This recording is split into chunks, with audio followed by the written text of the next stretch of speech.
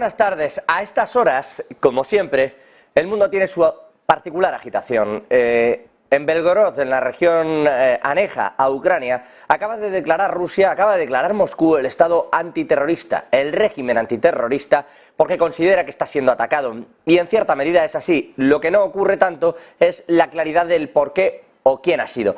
Desde la Fuerza de Liberación Rusa, que son una serie de personas o militares, exmilitares rusos, pro-ucranianos, aseguran que son ellos los que han alcanzado esa región de Belgorod, parando en varios de los pueblos y hay hasta 3 fallecidos según el Kremlin. ¿Qué está ocurriendo allí? Pues no está claro del todo. Insisto, estas fuerzas aseguran que están siendo ellos y que lo hacen por tener un sesgo, una base real que empuje a Rusia lejos de las fronteras ucranianas. La realidad es que Ucrania ha tenido que salir al paso de esto rápidamente a decir que no están en eso, que Ucrania no está detrás de estos ataques y que quien lo esté haciendo, voluntarios o no, o exmiembros o no del ejército, de los militares rusos, no pertenecen ni tienen nada que ver con Ucrania. Ucrania que sigue esperando, por su parte, el envío de distintas armas. Incluso Rishi Sunak, el premier británico, enseguida iremos con estas últimas noticias, ha asegurado que es urgente reiterar el apoyo y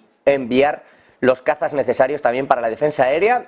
Quién sabe si para algo más, porque en eso está Volodymyr Zelensky, preparando también esa contraofensiva que no termina de llegar y que pende también del techo de deuda norteamericano. A estas horas estamos esperando que comparezca, de hecho, el portavoz de los demócratas en la Cámara de Representantes, aunque de momento parece no hay nada en claro, no hay acuerdo. Ya saben que hace poquito se filtró, lo hizo en una pequeña conversación en un corrillo, una declaración de la republicana, de la congresista republicana de Texas, que decía el acuerdo está cerrado. Como hablando de que todo esto en realidad es un show que está montado alrededor del techo de deuda. Si esto es real o no, no se sabe, pero mientras tanto se especula con las consecuencias de lo que está ocurriendo allí, y una de ellas es que los contratistas no reciban su dinero y por lo tanto no haya o no se produzca ese envío de armas a Ucrania en las próximas ocasiones. Más de 800.000 millones están pautados en armamento de defensa para el Pentágono y eso pende del hilo también del techo de deuda. En todo eso está el Congreso estadounidense, mientras en Europa, pues seguimos vigilantes de todo lo que está ocurriendo. De hecho, Josep Borrell, el alto representante de Exteriores de la Unión Europea, ha dicho hace apenas unos instantes que si Serbia quiere entrar en la Unión Europea, como es candidata, que se ande con cuidado en cuanto a las relaciones que tiene para con Rusia. En eso está Josep Borrell, que también ha advertido de que ya están preparándose otros 15.000 militares ucranianos, ya está acabándose la preparación de otros 15.000 soldados ucranianos para el manejo de las armas que se les está enviando. Vamos a tratar todo esto y, por supuesto, si es o no pertinente la entrada de esos F-16 en juego por parte del resto de aliados de Ucrania. Lo vamos a hacer en los próximos minutos, recordándoles que se le han prometido esos aviones a pesar de que Joe Biden en estos últimos días en el G7 ha dicho las dos cosas, que no había que dar los F-16 y que sí. Imaginamos que porque no le habían dicho si estaban o no preparados los F-16, si estaban o no listos para ser enviados. ¿Por qué? Porque Estados Unidos no quiere enviar esos aviones, esos cazas, con el instrumental actual que tienen. Poseen información valiosa para Estados Unidos y además poseen una serie de sistemas que son secretos y que evidentemente son de esas cosas que uno intenta destruir antes de que caigan en manos enemigas. Con más razón Biden recelaba para no dárselos a Zelensky, por lo que pudiera pasar. Bueno, se le habrá explicado seguramente que esos equipos se pueden desmontar, que se puede recolocar y que además los nuevos F-16 de Estados Unidos ya están preparando o ya están preparados en otra dirección y no tiene tanta importancia, no tiene tanto peso lo que pueda ocurrir con estos aviones que al final, sí ha dicho Biden, podrían enviarle a Ucrania. Con todo y con esto, no es lo único de lo que vamos a hablar y lo miraremos a lo largo de esta jornada, miraremos también a China, pero antes, y para comentar todo esto que les comento, para hacer el análisis, Ariel Umpierrez, economista, historiador, especialista en geopolítica. Buenísimas noches, ¿cómo está? ¿Qué tal? ¿Cómo estás? Perdona que estoy con la cámara, ahí va la cámara. No pasa nada, no pasa nada, ya nos vemos. Está también Lajos Sazdi, analista de Relaciones Internacionales al otro lado, creo. Muy buenas. Sí, aquí estoy. Buenas tardes. Como siempre, un gusto saludarles a ambos y paso a preguntarle directamente. Lajos, ¿Qué sabemos de estos F-16? ¿Se van a enviar o no? Y por ir a la última hora, o quizás empezando por ahí, ¿qué creéis que está ocurriendo en la región de Belgorod con esos ataques que dicen que son parte de la Fuerza de Liberación Rusa, esos ciudadanos rusos o personas con la ciudadanía rusa, pero pro-ucranianos? Sí, bueno, en cuanto a los F-16, Noruega, que los tiene, dice que no tiene pensado ceder ninguno.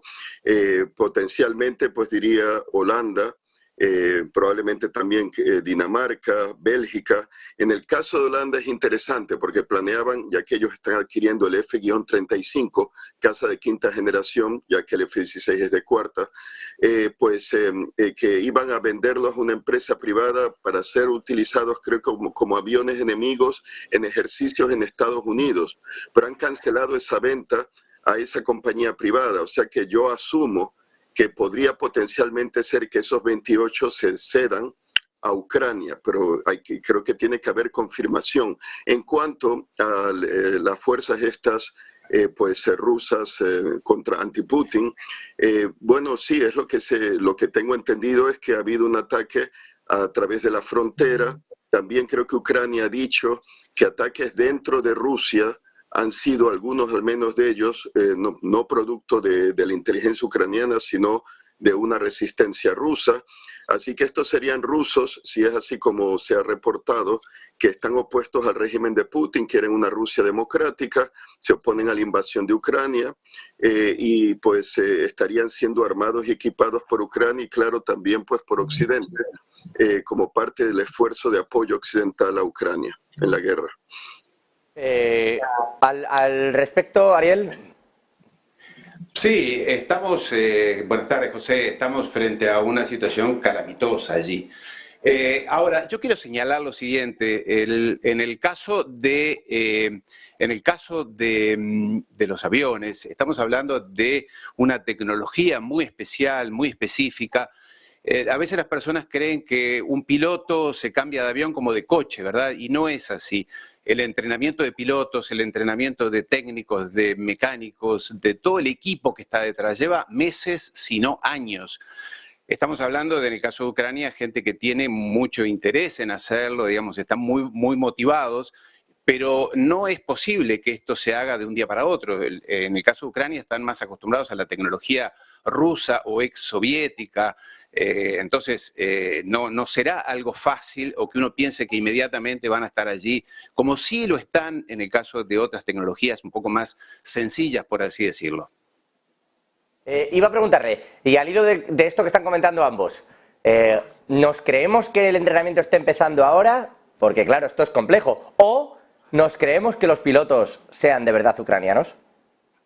Bueno, sí, yo empezando con este punto, creo que recuerdo haber escuchado el año pasado, en la segunda mitad del año pasado, quizá el otoño del 2022, como que ya se hablaba de que pilotos ucranianos reciban entrenamiento en Estados Unidos, pero no sé en qué quedó eso.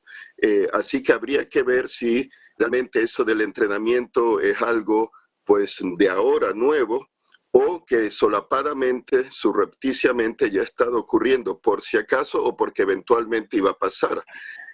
Así que esa es una cuestión, pilotos de fuera. Bueno, podría ser también que hayan, no sé, pilotos de origen ucraniano, pero ahí yo más bien siendo irónico, de otras fuerzas aéreas. En todo caso, si fueran pilotos de otras fuerzas aéreas, sería quizá más complejo porque tenemos que tomar en cuenta las órdenes que se pasen en ucraniano.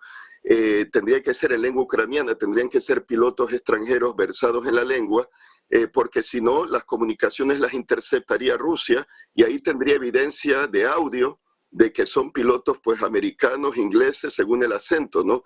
Así que ahí está la cuestión, sí. Claro, y se hablaba incluso de que había más de 8.000 muertos polacos.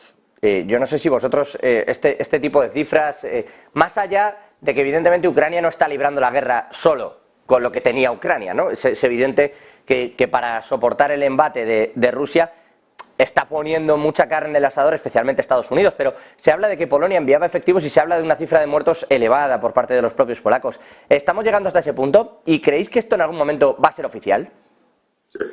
Mira, no sé si oficial, José, pero en todo caso oficial no podría serlo porque si no estaríamos hablando de una guerra ya oficial entre la OTAN y Rusia y eso tomaría otro cariz.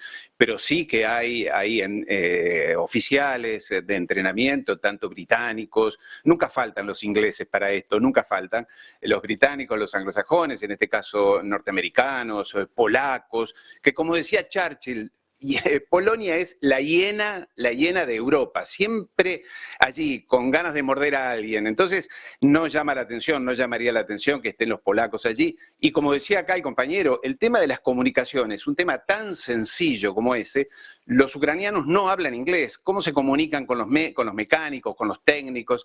Son aviones extremadamente complejos. Yo trabajé muchos años en la industria del armamento y te puedo asegurar que el tema de la tecnología y el adiestramiento o entrenamiento de personal para conducir, manejar, pilotear estos equipos, estas aeronaves, lleva mucho tiempo, mucho tiempo. No obstante, tiene un efecto simbólico, porque hay que decir la verdad, Ucrania perdió toda su fuerza de aviones de guerra al inicio de la guerra. Allí en febrero, marzo, ya había perdido todos sus aviones, que fue lo primero que atacó Rusia, obviamente, cuando lanzó el ataque.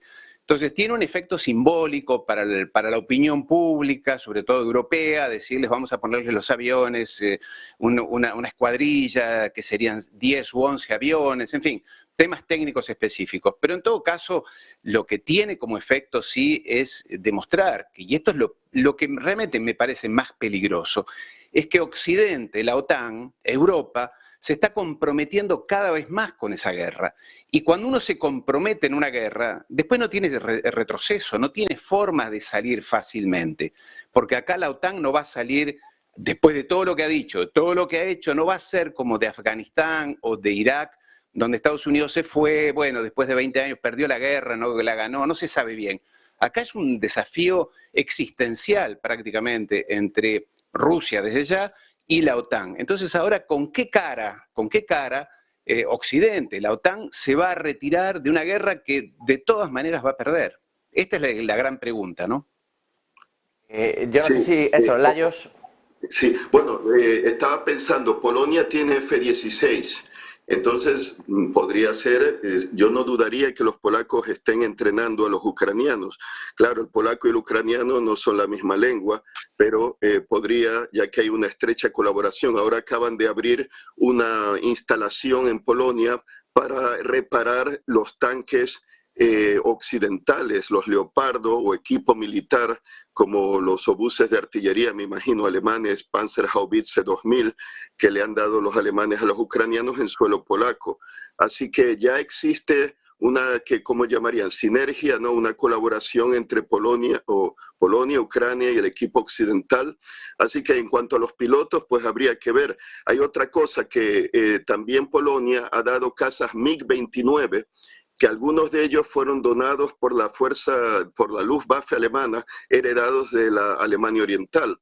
Entonces podría ser, creo que se hablaba antes de la invasión rusa del año pasado, de modernizarlos con radares de control de tiro que podrían ser ELTA 2052, que son de barrido de fase activo, y eso permitiría, porque no olvidemos, alguien lanzó, si es como dicen los rusos, los misiles cruceros Storm Shadow, que destruyeron pues ese edificio donde se acuartelaban presuntamente tropas rusas en Luhansk hace unos días. Pues la plataforma de lanzamiento es aérea, o sea, usaron aviones, tienen aviones los ucranianos. Pero hay una cosa que quiero decir, no nos debemos de apartar de la realidad, que no es realmente una guerra entre la OTAN y Rusia, eso es lo que dice Rusia, aunque la OTAN apoya a Ucrania, es entre Ucrania y Rusia, y que Ucrania es la parte agredida. No hay que salirse de eso, porque se suele decir que la OTAN como que aumenta la escalada. No, la OTAN apoyó a Ucrania, como pues los británicos y franceses no pudieron ayudar a Polonia tras la invasión de Hitler, pero le declaran la guerra. O sea, en este caso no declaran la guerra a Rusia, los países de la OTAN, pero apoyan a Ucrania porque no ha sucumbido. Y tienen medios, ¿no?, a través de Polonia, ¿no?, de Eslovaquia, etcétera, Rumanía, de apoyar, que son de la OTAN, apoyar a Ucrania. Así que en cuanto a quién ganará la guerra, bueno, yo diría que se ha hablado hace el siglo pasado de la llamada disuasión convencional, no ya solamente la disuasión nuclear, disuasión convencional. Y podríamos ver que podría ponerse en práctica una disuasión de armas convencionales más sofisticadas occidentales al poderío militar ruso, que se ha desplomado con bajas pérdidas de tanques, de personas en esta guerra, porque siguen combatiendo la soviética. Y los ucranianos están siendo armados y usando el armamento efectivamente, aunque sea occidental, para parar y haber frenado la invasión. Así que ¿quién va a ganar? Bueno, ahí está la pregunta, pero no creo que Rusia gane, al menos no logrará ocupar lo que intentó, que era la mayor parte de Ucrania. Y dentro de esto, aunque tenéis, Lajos, Ariel, visiones diferentes, sobre todo de ese término, ¿no?, de cómo va a acabar, pero bueno, sin jugar a ser tampoco adivinos ni de verlo, es verdad que el conflicto es entre Rusia y Ucrania como tal, pero pareciera que la sombra de Estados Unidos y de China por detrás se agiganta. Y a este respecto, China de momento solo está en el terreno económico y está, digamos, y si me permiten, a disgusto, porque al final ha sido el efecto rebote el que ha hecho que Europa también le imponga sanciones, que comercialmente ahora se estén quitando de en medio. Y en esta línea, claro, el G7, por ejemplo, vivido estos días, iba claramente, decía China, que eso ha sido un taller anti-China, más que una cumbre, ¿no?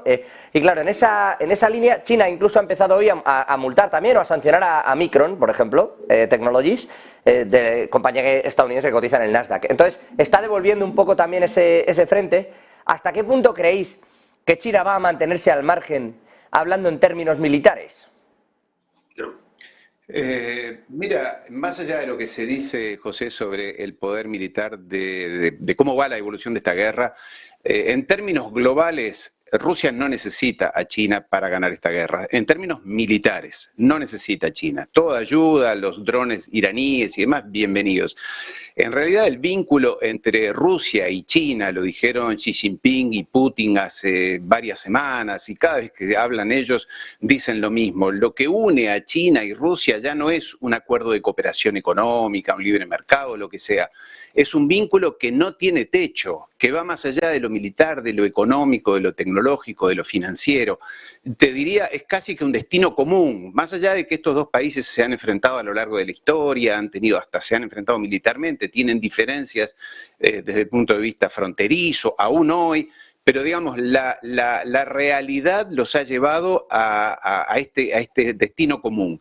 Que Rusia dijo a lo largo de muchos años, Putin en la conferencia de seguridad de Múnich en el 2007, lo dijo en el 2010 en Alemania, Rusia quería formar parte de la Unión Europea o generar una Unión Europea ampliada que fuera un acuerdo desde Vladivostok hasta Lisboa, es decir, que incluyera a Rusia, junto con toda Europa. Europa miró para otro lado, después le hizo una broma, un chiste al presidente Bush, en un momento le dijo, queremos formar parte de la OTAN, pero bueno, Occidente con esta cosa rusofóbica que tiene desde 1870, te diría, desde la época de la unificación alemana, esta psicosis antirrusa, muy alimentada sobre todo por los británicos, le dijo que no a Rusia otra vez. Entonces con Rusia pasó lo que no debería haber pasado, es decir, que se fue a los brazos de China o se fue a consolidar esa alianza con China.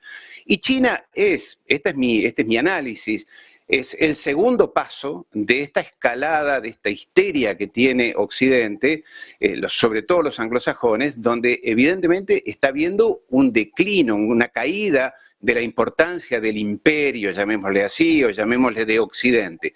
Porque aquello que decía Alison Graham, que dice que cuando un imperio sube, otro baja, en un momento hay fricción y hay guerra. Bueno, algo de eso puede ser que esté habiendo, porque efectivamente China en temas de alta tecnología, como computación cuántica, inteligencia artificial, está ahí cabeza a cabeza con los Estados Unidos y en algunos temas está por delante. Y esto está poniendo muy nervioso a Occidente. Entonces, ahora van por Rusia, evidentemente no, esta es mi opinión y respeto la opinión del compañero, no van a ganar esta guerra porque esta es una guerra existencial para Rusia, no es una guerra común. es una guerra existencial. Entonces, el primer paso era este enfrentamiento con Rusia, debilitarla. Quizás con las sanciones pensaron que iban a tener un efecto más calamitoso para Rusia, cosa que no ha ocurrido. Y después van por China, por algo están con esto de Taiwán, esta histeria de Taiwán y Pelosi va a Taiwán y la presidenta de Taiwán va a Estados Unidos y el mar de China y cómo militarizamos el mar de China, el sudeste asiático y hacemos el AUKUS, ¿no? Este acuerdo entre Estados Unidos, Australia y Reino Unido para hacer cómo militarizamos esa región y ponemos nerviosa a China. Y acá no estamos diciendo que uno es bueno y otro es malo, o que uno es mejor que otro. Esto no es ni un partido de fútbol, ni que donde uno hincha por uno o por otro. Estamos haciendo análisis. Y efectivamente, yo lo he dicho en muchas ocasiones, admiro la prudencia y la templanza tanto de Rusia como de China, porque realmente sabotajes, atentados dentro del territorio ruso están sucediendo prácticamente todos los días. Y bueno, después de 8 años en que Rusia dijo que no quería, que Rusia esperaba que se cumpliera aquello de no avanzar la OTAN más allá de una pulgada de lo que estaba en 1990, más o menos, que fue lo que dijo Baker, el secretario de Estado, lo dijo Mitterrand, lo dijo Kohl, no vamos a mover la OTAN, y sin embargo se la movieron y se la llevaron hasta la puerta de la casa. La frontera de Ucrania está a 300 kilómetros de Moscú. Todo ese territorio por el cual Rusia fue invadido muchas veces, concretamente y últimamente por Napoleón y por Hitler. ¿Cómo no van a estar nerviosos? Imagínate, siempre decimos lo mismo, que a los Estados Unidos un día México se ocurría poner baterías nucleares en la frontera, allí en Tijuana. Ariel, pero Oye, una pregunta. Entendiendo esto, eso te iba a decir, entendiendo esto, le voy a dar la palabra a Layos, sí, pero entendiendo esto, que me parece bien lo que comentas, Ariel, pero dentro de todo esto y desde el 90 también Rusia vulneró en sucesivas ocasiones las fronteras que había establecido y los propios acuerdos, por ejemplo, de Belavetza o de Minsk, que no sé, Layos, ¿qué querías comentar al respecto? Bueno, sí, no solamente que la amenaza existencial no es a Rusia, sino al régimen de Putin, que es un régimen dictatorial y tiránico. Y se habla de los atentados en Rusia, bueno, eso será la resistencia rusa. Puede que haya actos también de la inteligencia ucraniana, pero los crímenes de guerra como en Bucha, por ejemplo, eso no se puede pasar de largo. En cuanto a la amenaza rusa, es real. Yo soy de padre húngaro y soy ciudadano húngaro. Dejando a un lado la actitud de Víctor Orbán hacia Rusia, históricamente, puedo decirlo, Rusia ha sido una amenaza a Europa Occidental. En tiempos de los zares se ha considerado la tercera Roma. Un rey húngaro transilvano que fue elegido rey de Polonia, István Báthory, derrotó la invasión de Iván el Terrible a Livonia, que ahora está en Letonia. Entonces tuvimos después los ataques rusos a la Federación Lituano-Polaca, quedándose con Kiev y con la margen este de Ucrania por 1650 y tanto. Después no olvidemos las particiones de Polonia, en que 3 de esas particiones pues participó Rusia, y no olvidemos también pues las ambiciones que han tenido en el sureste europeo, en el Cáucaso, a costa del Imperio Otomano, a costa de Persia, la guerra de Crimea, que era una forma de frenar el imperialismo ruso, la Primera Guerra Mundial, que el zar, cuando llegó creo que a Lemberg, a Leópolis, declaró la anexión porque eso había sido parte de Polonia, y Austria, creo que la segunda partición lo anexó para evitar que Prusia y Rusia se lo quedaran. Entonces el imperialismo soviético, no olvidemos el pacto Molotov-Ribbentrop. Hitler invadió a Polonia porque firmó un pacto con Rusia para hacerlo, y quizás especulamos, no habría habido holocausto judío en Polonia y en los territorios de la Unión Soviética por parte de los nazis, no hubiera habido si Stalin se hubiera opuesto a la invasión de Polonia. Pero al abrir de las puertas al criminal, ahí, y tenía que saber Stalin lo que Hitler pensaba sobre los judíos.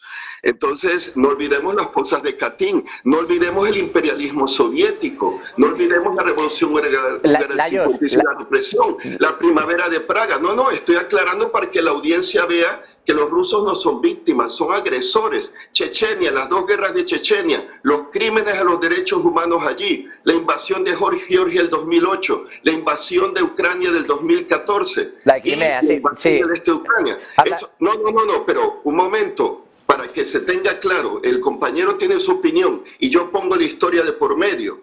para aclarar ese otro punto de vista. Ahora le contesta Ariel. Sí, yo simplemente iba dentro de todo eso que hablaba, mencionaba a Stalin, la invasión de Polonia. Yo recuerdo también a Churchill diciendo que, por ejemplo, Europa cometía un error también cuando obviaba la parte de la invasión de los Sudetes. Quiero decir que había mucha más, todo el mundo, digamos, ahí miró para otro lado, ¿no? En un momento complejo, la verdad, y ocurrió lo que ocurrió también.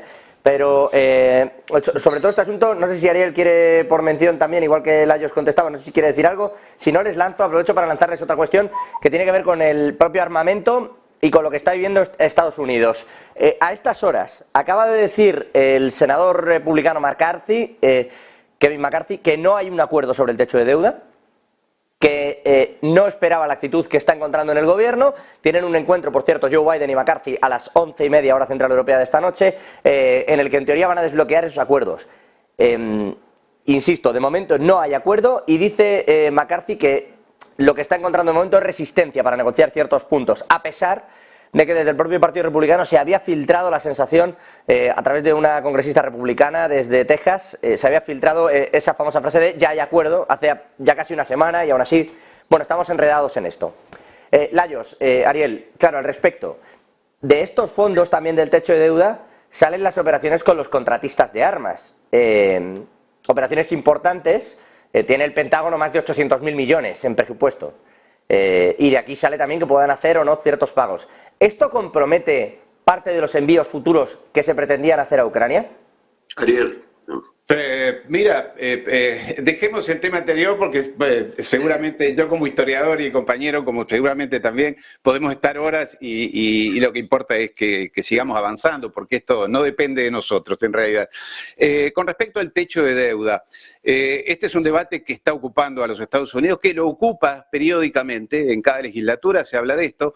Evidentemente van a tener que llegar a un acuerdo, se discuten temas que no son menores, de política interior sobre todo, y lo que tiene que ver entre republicanos y demócratas sobre las ayudas sociales, que en el caso de los Estados Unidos se están reduciendo, recortando. Recordemos que uno piensa que los Estados Unidos es el país más rico del mundo, todo el mundo nada en dólares y vive maravillosamente como muestra Hollywood y las series de Netflix. Recordemos que en los Estados Unidos el 12% de la población, es decir, unos 40 millones de personas, necesitan que el Estado los ayude para comer, no tienen recursos, y sobre todo en un país donde la sanidad es privada, no tienen recursos ni para hacerse una operación, ni para tener la atención básica en sanidad, o sea, temas muy graves. Y recortar las ayudas sociales, que es la gran disputa siempre entre republicanos y demócratas, es lo que está llevando a estas discusiones. Un país en el cual además las infraestructuras internas, los ferrocarriles, las rutas, los puertos, los aeropuertos, están en estado decrépito. No Nueva York o Los Ángeles o Miami, que son los lugares más turísticos y donde más se visita de paso, o Washington. Estoy hablando del Estados Unidos interior, el profundo. Entonces, allí hay un debate de fondo, pero que en definitiva, creo yo, que como siempre se va a llegar a un acuerdo. Y también hablando de esto de la guerra, recordemos lo que fue el discurso del presidente Eisenhower allí en el año 61, cuando le dejó lugar al presidente Kennedy. En su discurso de despedida, dijo el presidente Eisenhower: cuidado con el complejo militar. Cuidado, porque es la gran amenaza contra la democracia.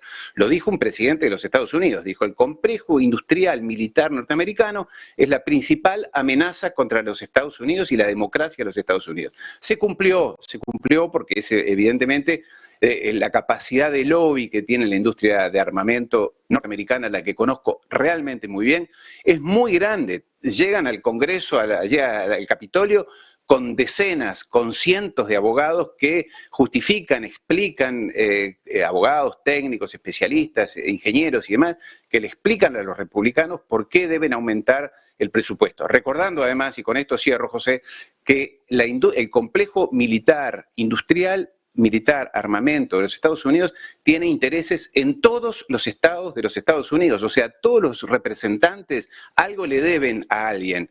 Y recordemos además que en los Estados Unidos todo lo que es alta tecnología, sea biotecnología, de comunicaciones o lo que sea, pasa por el Pentágono, es subvencionado, es apoyado, es alentado por por el Pentágono, cosa que no pasa en los países latinos, no en Europa. Allí cualquier tecnólogo, investigador, científico que quiera montar una empresa de biotecnología, de comunicaciones, de Internet, lo primero que aspira es a que el Pentágono se lo subvencione o le dé su visto bueno. Entonces, realmente estamos hablando de un entramado industrial, financiero, político extremadamente poderoso y que, claro, va a condicionar la ayuda a Ucrania. Que dicho sea de paso, y con esto sí cierro, me llamó la atención en el G7, no sabía si reírme o llorar, pero bueno, estando yo en un país del tercer mundo como es Argentina, que en la reunión de G7 se dijera, pero vamos a ayudar a los países del tercer mundo con $600 millones.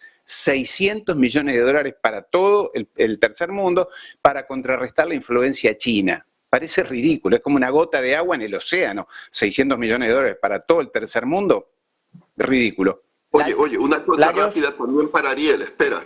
Deduciendo de la cumbre el grupo de los 7, con la actitud hacia la China como viéndola como una amenaza, podría ocurrir desde un punto de vista geopolítico que tengo entendido que, por ejemplo, Centroamérica, Ecuador, Perú, Chile, Argentina, Venezuela son parte, Cuba, República Dominicana, se han unido a la iniciativa de la Franja y la Ruta China.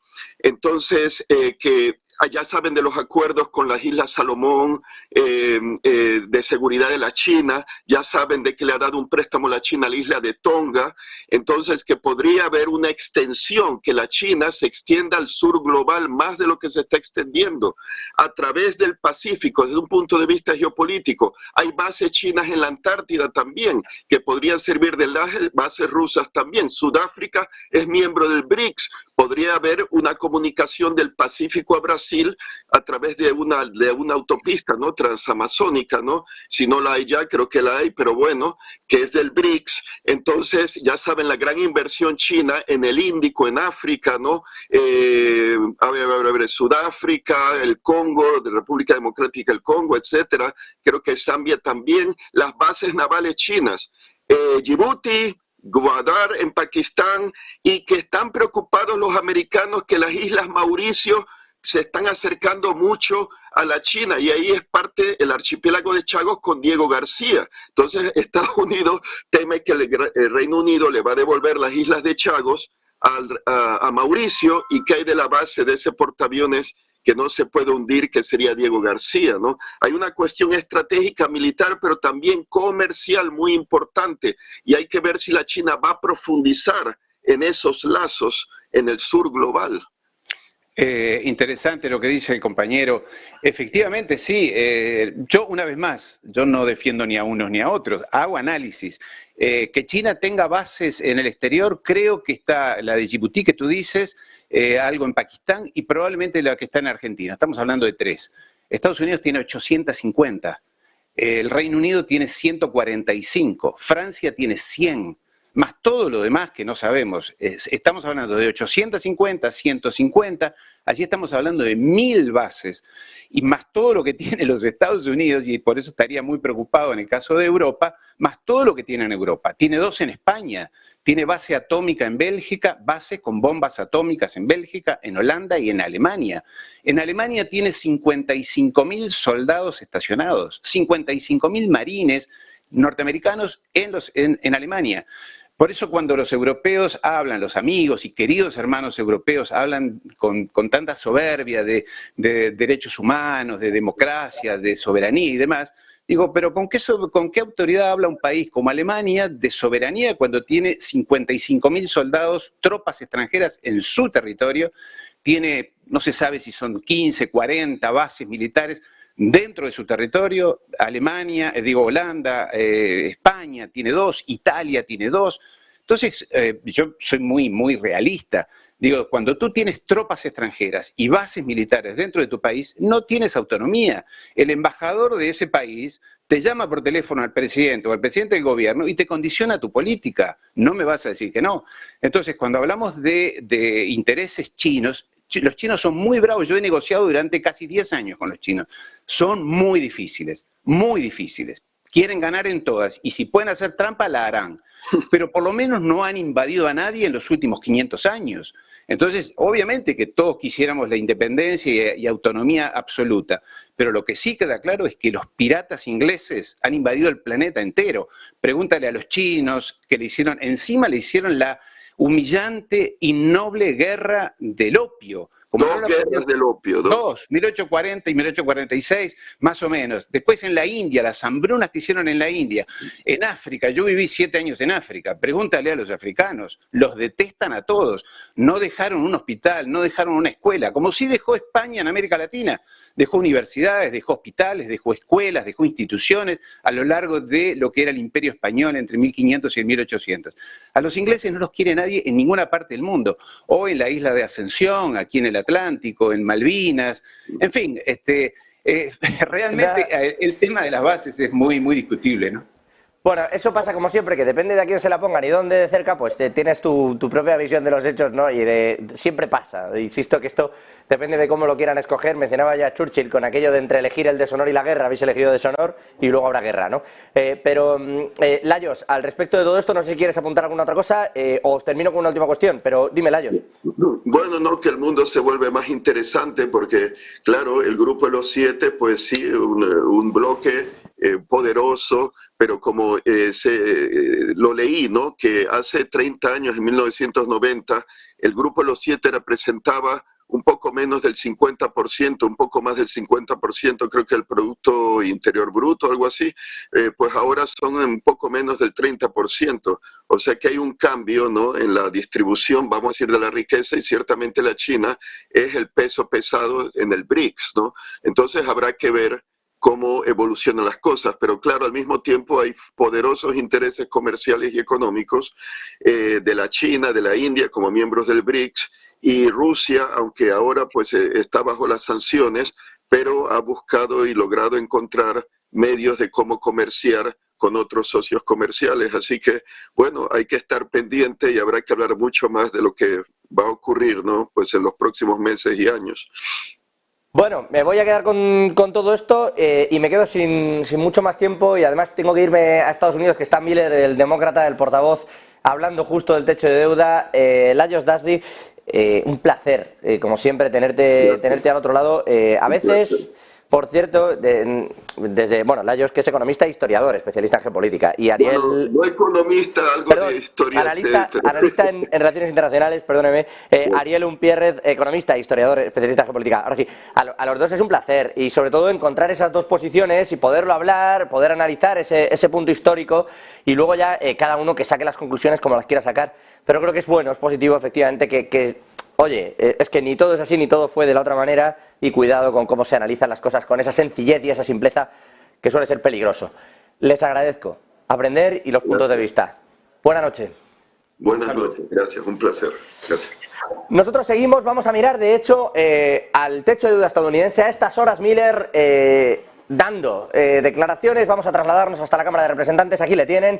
Vamos a seguir, vamos a ver qué se ha dicho y en qué punto está el techo de deuda. Insisto, Kevin McCarthy desde los republicanos ya ha filtrado que de momento no hay acuerdo, pero a ver qué pasa esta noche. Nos trasladamos hasta allí.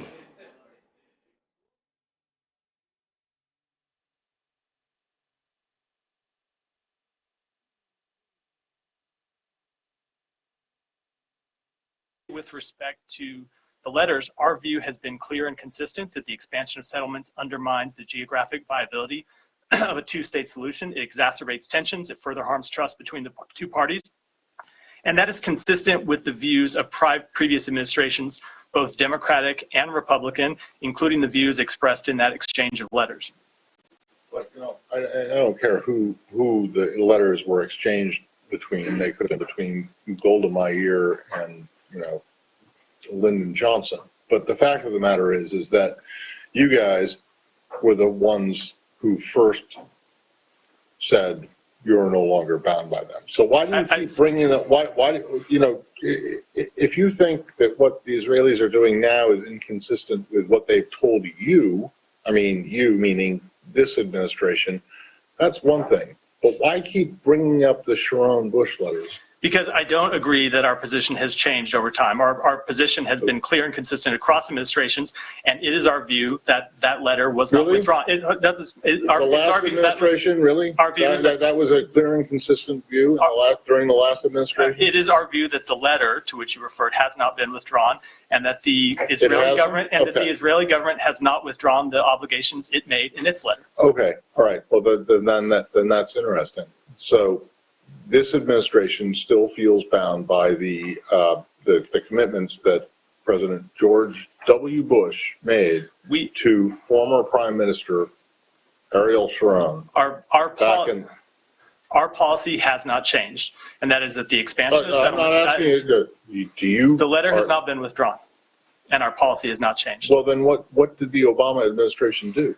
Maybe I I'm not a spokesperson for the Obama administration. I'm not going to speak that. The current president was the vice president during the Obama administration. So I'm just I'm curious. Do you expect the Israelis to uphold something that the Obama administration already said it was not interested in? So what I will say is we expect them to uphold their commitments that they made in that letter, their commitments that they made to the Biden administration, and, as I said, the fact that these settlements are illegal under current Israeli law. Okay, well, I could understand this a lot better if you just said that you expect them to uphold their commitments to the Biden administration.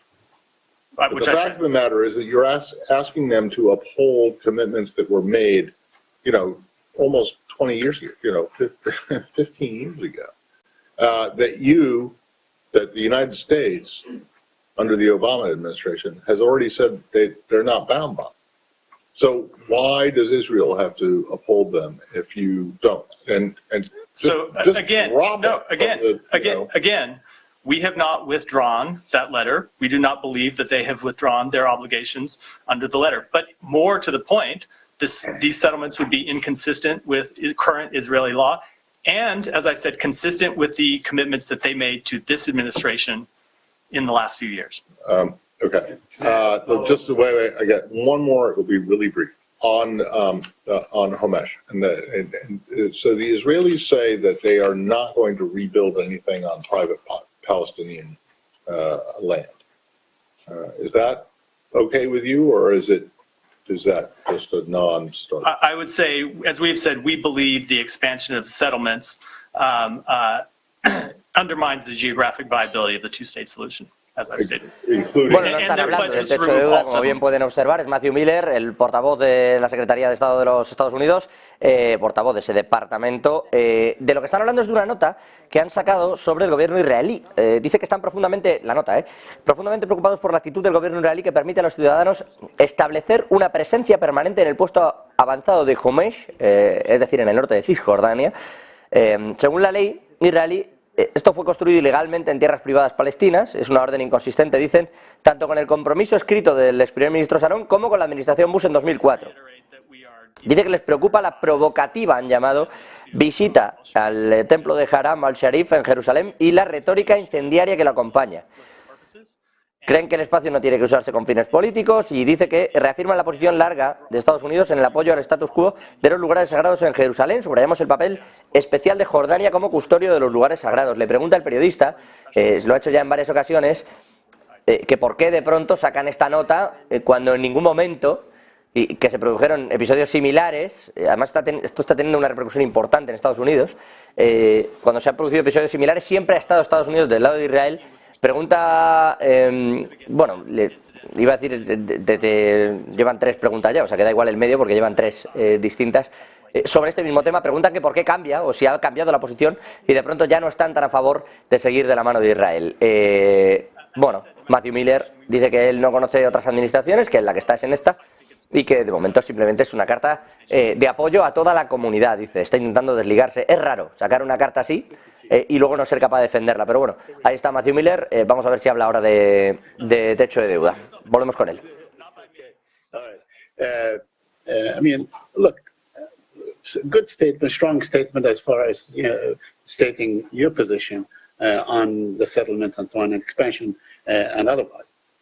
But what next? I mean, regardless of the letters, the exchange, and so on. So we've heard from behind this podium by you, by the Secretary, by others, and so on. Expressions of displeasure, concern, and all these things. But what steps are you willing to take? I mean, it can be concerned, deeply concerned, it can be, maybe you're angry and so on. But what steps can you take to really drive the point home? So I'm going to, first of all, somewhat disagree with the implicit premise of your question that the words that we deliver from this podium or elsewhere in the U.S. government have no impact. I think if that weren't true, I wouldn't be looking out at a full room of people here ready to ask what our position is on this issue and others. I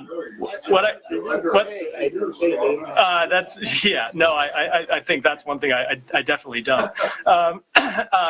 What I'll say, Saeed, is that we will continue to make our views known or we'll make our views known publicly, as we did in the statement last night, as I am here, and we will continue to make our views known privately. Well, are we ever going to hear or else kind of a thing? You do this or else. This is our position. And, just before you answer that, let me ask you about my own village. I mean, there are plans today to build in my own village, in Abu Dis, 400 housing units. So, I mean, it seems that the Israelis, they may take what you say very seriously, but then they go on with their own plans. I will say, with respect to those reports, we have made abundantly clear on a number of occasions that the Biden administration, like most before it, views the expansion of settlements as counterproductive and an obstacle to peace that undermines the geographic viability of a two-state solution. And Saeed, we will continue to make that view clear, both publicly and privately, to governments in the region. Building 400 housing units in the heart of that town, it will make like Hebron. It will be a flashpoint, it will be, a constant confrontations and so on. Bueno, siguen en esto, de momento enredados con este asunto de Israel, de la posición. Es curioso porque dicen, bueno, sacan esta carta que querían decir, y es verdad que no está diciendo nada. Matthew Miller, de hecho, ha dicho abiertamente que no va a comentar cuál es la posición clara, porque eso lo están haciendo en privado con los distintos gobiernos. Pues no saquen una carta, no lo sé. O sea, hacer pública una declaración que no vas a defender después es bastante extraño. Pues no saques la declaración y ya está. Y una cosa menos, ¿en qué habrán quedado y cómo estará la cosa, como siempre, por detrás? Le preguntan ahora, por cierto, por China. Bueno, enseguida vamos con todo eso. Como ven ahí, Julius Baer, la entidad, uno de los mayores bancos suizos, acaba de informar a los clientes rusos y bielorrusos de que quedan congeladas todas sus cuentas de inversión por exigencias de Euroclear. Ya saben, distintos medios están apuntando que no es el primer banco suizo que aplica este cumplimiento, dicen mejorando los clientes rusos y bielorrusos. ¿Por qué se está produciendo todo esto? ¿Qué es lo que ocurre? Bueno, pues son unas cartas que lo que apuntan es que son efectivas de inmediato, que ya no se puede realizar ninguna retirada de esas cuentas de inversión, que de esta forma se cumple con las sanciones que impone desde Europa y con las que Suiza está de acuerdo y también, por tanto, los bancos suizos, y que se trata de proteger los intereses del banco al reducir la exposición a restricciones relevantes. Es decir, en la misma carta, Julius Baer se excusa de tener que realizar la congelación de estos activos. Dice que de momento los valores que están mantenidos en otros depósitos no están sujetos a esas medidas, es decir, que solo se están congelando esas cuentas de inversión. Y vamos a ver qué ocurre, porque el requisito de aislar los activos rusos y ciudadanos de Bielorrusia no se aplica a quienes tienen ciudadanía en la Unión Europea, el espacio económico o Suiza. Desde el banco no van a segregar, dice, por cuentas de cliente individual si tiene un permiso de residencia permanente, temporal, o eso le da igual, pero sí que es verdad que cualquier individuo que tuviera las cuentas en Suiza y no tuviera la residencia o no tuviera una doble nacionalidad, pues va a ver sus cuentas congeladas. Insisto, Euroclear desde abril de este mismo año 2023 está exigiendo ya el cumplimiento de esas restricciones contra los ciudadanos de Rusia y Bielorrusia. Así que Julius Baer de momento se lanza también al cumplimiento de todas estas sanciones, congela los activos, insisto, en todas las cuentas y depósitos, cuentas de inversión y depósitos de ciudadanos rusos y bielorrusos que no tuvieran doble nacionalidad o permiso de residencia. Un pasito más en esas sanciones que está imponiendo Europa y de la que, por cierto, hablaremos dentro de un rato de ese 11º paquete de sanciones. Vamos a mirar ahora a China, que está introduciendo nuevas medidas que tienen mucho que ver con la privacidad personal. Ahora, lo que va a hacer es permitir o obligar, de hecho, en realidad, a poner la huella de la mano en el acceso al transporte público. Se realizarán de esta forma lo que llaman pagos biométricos. Y claro, evidentemente, el control que se tiene sobre cualquier desplazamiento, movimiento y pago es aún mayor, si cabe, que con una sola tarjeta. Detalles de todo lo que comporta este movimiento. Raquel Rero, muy buenas tardes. Es la primera vez que se utiliza en el mundo la tecnología biométrica de las huellas palmares, de las huellas de la mano, en el sistema ferroviario. China ha conseguido este logro tecnológico y lo ha escenificado en la línea del aeropuerto de Daxing, situando en la capital del gigante asiático. Las autoridades dicen que los pasajeros a partir de ahora de esa línea ferroviaria pueden entrar así fácilmente a las estaciones y subir a los trenes tan solo con la huella de la palma de su mano, sin tener que utilizar teléfonos móviles ni tarjetas. Consideran que esta iniciativa presenta un avance significativo para el transporte ferroviario. El objetivo es simplificar así el proceso de entrada y mejorar la experiencia de usuario. Los viajeros, como decimos, pueden simplemente deslizar la palma de su mano sobre el dispositivo de reconocimiento biométrico para entrar en las estaciones de tren. La Comisión de Transporte Municipal de Pekín ha instalado estos dispositivos de registro y apertura con huellas de las palmas en las zonas de ventas de billetes y ha modificado las máquinas de acceso para hacer posible esta innovadora forma de pago. Según los cálculos oficiales, el proceso de registro y pago mediante las huellas palmares tarda un tiempo promedio de 2 a 3 segundos al pasar por los torniquetes. Más allá de la anécdota, lo que destaca sobre todo hoy es el análisis de este avance tecnológico y también económico, y es que China continúa liderando el mercado de pagos biométricos en el mundo, utilizando tecnologías más allá de ese reconocimiento palmar, como el reconocimiento facial, el reconocimiento de iris, el análisis de los latidos del corazón o incluso el mapeo de las venas. Empresas como Ant Group, la matriz del servicio de pago electrónico Alipay, como Tencent, propietaria de WeChat Pay, están en la vanguardia de este tipo de tecnologías, tanto en establecimientos físicos como en plataformas digitales, lo que está llevando a un amplio uso de estos sistemas de pago biométricos en varias ciudades chinas y que siguen colocando a Pekín como el líder mundial en pagos biométricos.